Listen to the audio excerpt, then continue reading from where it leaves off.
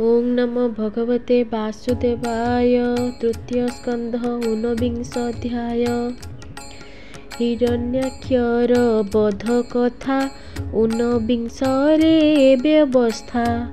मैत्रेय उवाच एमंत ब्रह्मार वचन शुणी संतोष भगवान। अमृत प्राय शुणी कर्णे असुर बोधे सावधाने। दक्षिण करे गदा धरी हुंकार नादे दैत्यारी। निर्भय देखी ता निकटे प्रहार कले कर्ण तटे। तक्षणे दैत्य गदा बळे गदा पड़िला हस्तु तले। विष्णुଙ୍କୁ हिरण्याक्ष चाहि क्षत्रिय धर्म विचारई।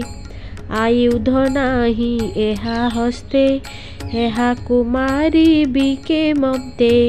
एमंते विचारु असुर शून्ये शुभिला हाहाकार। ता शुणी प्रभु गदाधर संभ्रमे तोली बेनिकर।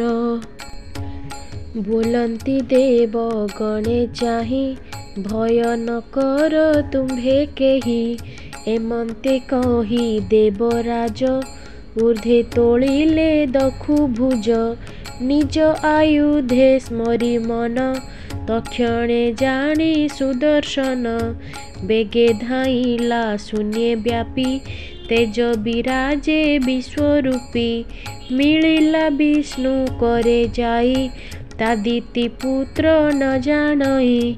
देवे देखंती शून्य पथे चक्र को चाहि विष्णु हस्ते। कहंती विचित्र वचन भोदेव हेउ तो कल्याण। भनाथ तोर द्वारपाल ए दुष्ट तेजे अनर्गल।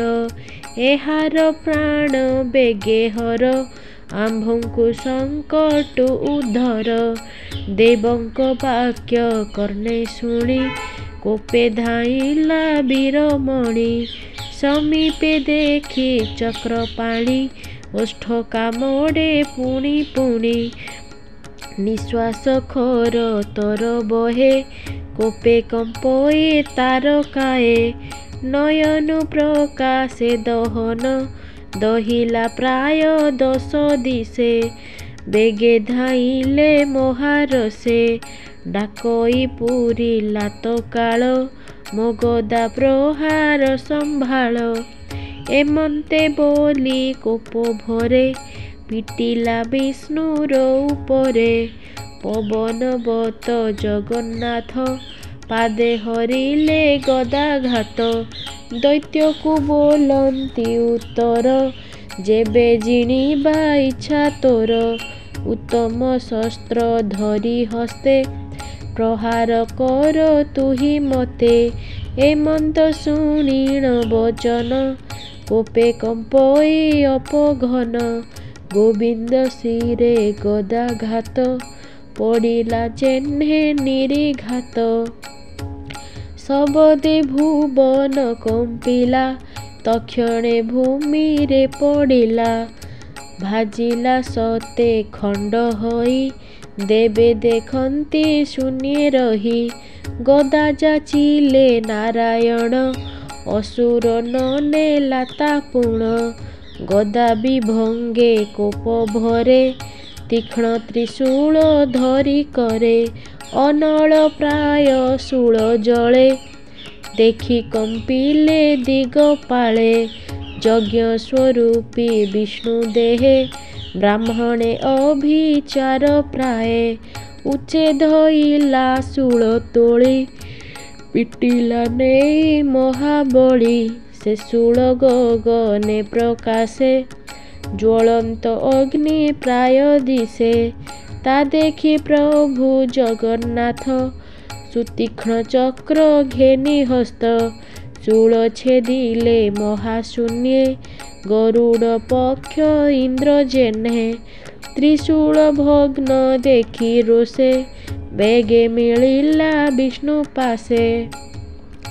मुष्टि उच्चाई वज्र प्राय पिटिला यज्ञ रूपी देहे ମାୟା ବିହିରଣ୍ୟାକ୍ଷ ବୀର ଶରୀର କଲା ଯେ ଅନ୍ତର କେହି ନ ଦେଖେ କେଣେ ଗଲା ଅଦ୍ଭୁତ ଶବଦ ଶୁଭିଲା ତାର ପ୍ରହାରେ ଯଜ୍ଞ ରୂପୀ ସ୍ୱଭାବେ ରହିଲେ ନ କମ୍ପି ଗଜକୁ ପୁଷ୍ପ ମଣ୍ଡା ଯେନେ ପ୍ରହାରେ ଦୁଃଖ ନାହିଁ ମନେ ପୁଣି କ୍ଷଣକେ ମହାରୁଷେ ଅସୁର ମିଳି ବିଷ୍ଣୁ ପାଶେ ମାୟା ସର୍ଜିଲା ଅପ୍ରମିତେ ସେ ମାୟାଧରର ଅଗ୍ରତେ ସେ ମାୟା ଦେଖି ପ୍ରଜାଗଣେ ହସ୍ତ ଆଚ୍ଛାଦିଲା ନୟନେ ଶରୀର କମ୍ପେ ମହାଭୟେ ମଣିଲେ ପ୍ରଳୟର ପ୍ରାୟେ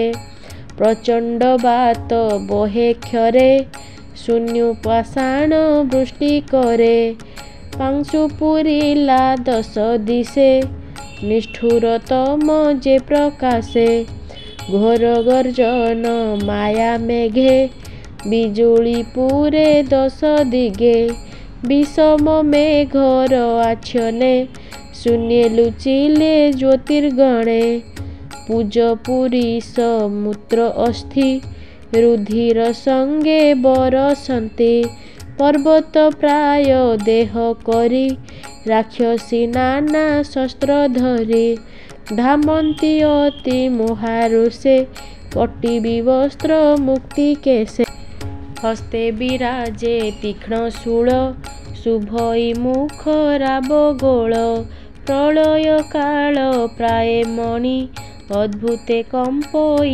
ধরণী যক্ষ রাক্ষস পন্তি পন্তি রথ তুরঙ্গ নরহস্তি পুষ্টিত বাক্যে রাব শুভে শূন্যে কম্পন্তি সর্বদেবে এমন্ত মায়া দেখি হরি নিশ্চয় জানিলে আসুরি মায়া বিদর্প বিনাশনে কোপ বসিলা বিষ্ণু মনে সুদর্শন ধরি করে হরি ধাইলে ধাতিকারে তক্ষণে কশ্যপ ভুবনে ভয় পশিলা দিতি মনে হৃদয় কম্পই কাতরে বাক্য ন স্ফুরে কণ্ঠ দ্বারে স্বামীর বচন সুমরে স্তনু রুধির ধারা ঝরে চক্রর তেজে মায়া গলা রবি কিরণ প্রকাশিলা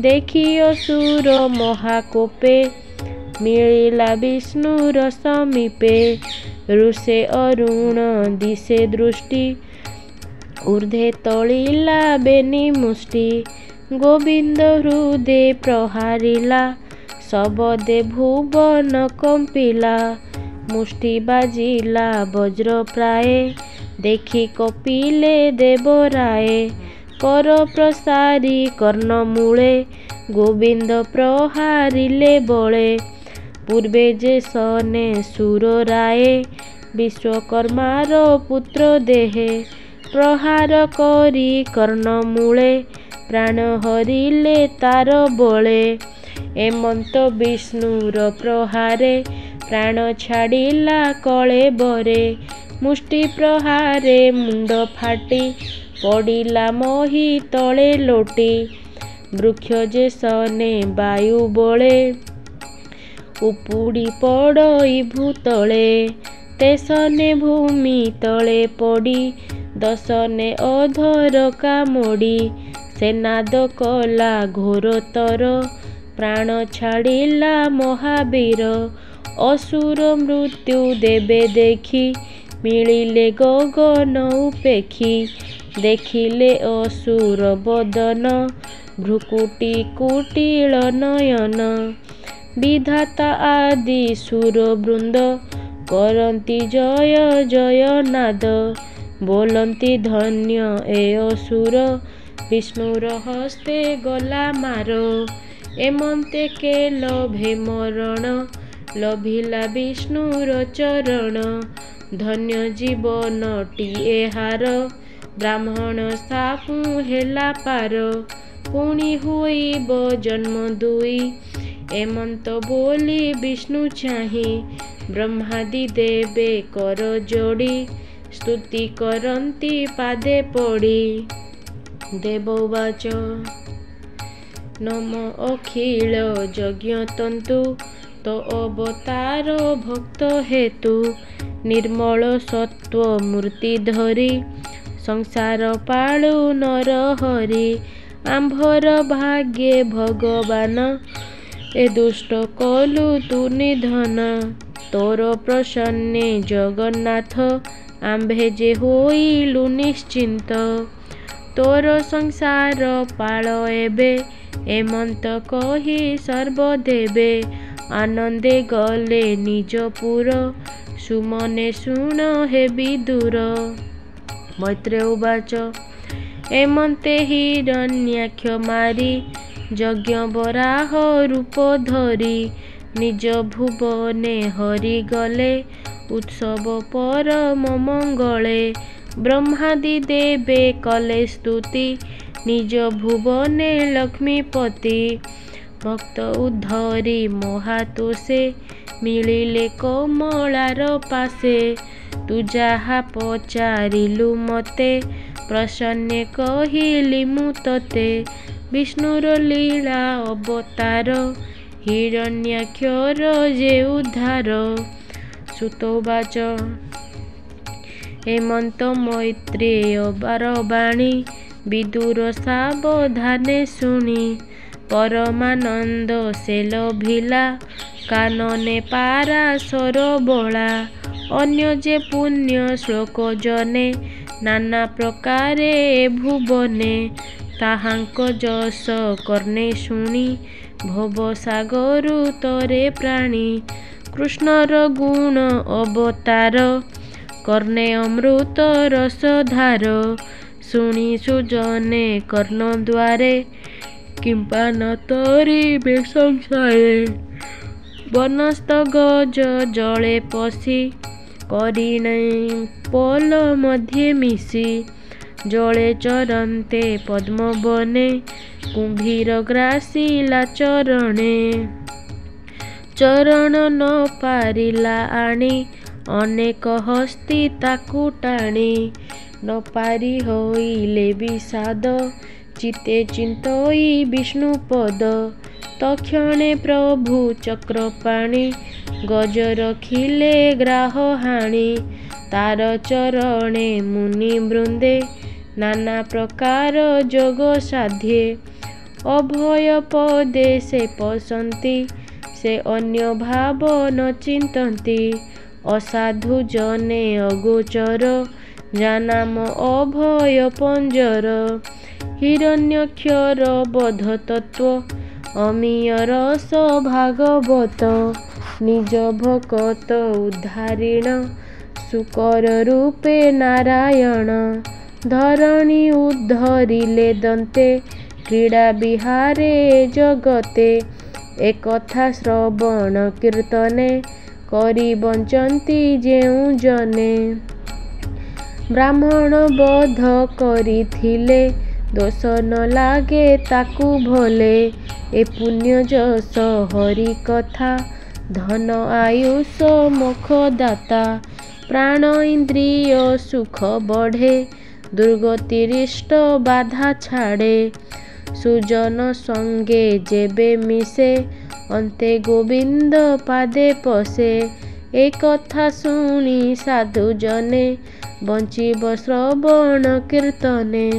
तृतीय स्कंधे भागवत मैत्रेय विदुर चरित। जेते कहिले हरिबाणी शुणी संसारु तर प्राणी। भाषा प्रबंधे भागवत कहिले विप्र जगन्नाथ। सुजने दोष मन धर मुतुंभ चरणे किंकर। इति श्रीमद्भागवते महापुराणे पारमहंस्यां संहितायां तृतीय स्कंदे हिरण्याक्ष वध नाम 19 अध्याय। ओं नमो भगवते वासुदेवाय।